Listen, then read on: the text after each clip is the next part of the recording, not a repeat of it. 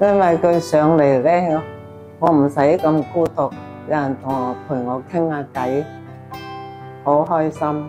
做下運動啊，一齊做下運動啊，同埋畫下畫啊，我好開心，冇咁寂寞。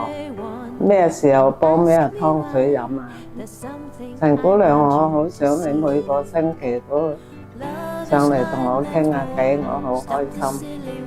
喺屋企啊，坐一睇電視，睇一悶啊，又走去瞓覺，連門口都唔想出，好寂寞。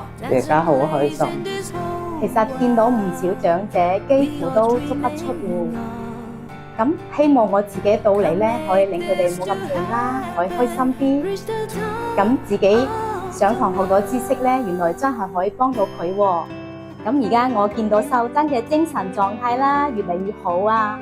其實我自己都好享受呢個過程，我覺得好開心啊。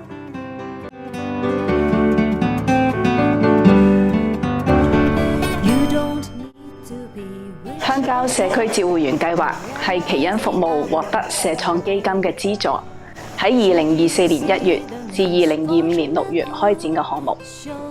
我哋好開心能夠同西貢區社區中心合作，攜手裝備區內嘅婦女擔當社區照護員嘅角色，上門為西貢鄉郊嘅長者提供心理社交上嘅支援，亦都減輕咗照顧者唔少嘅壓力。好希望耆恩服務都能夠成為更多機構公司嘅好拍檔，一齊並肩攜手培訓不同地區嘅居民成為社區照護員，服務更多有需要嘅長者。誠意邀請大家同我哋一齊出發啦！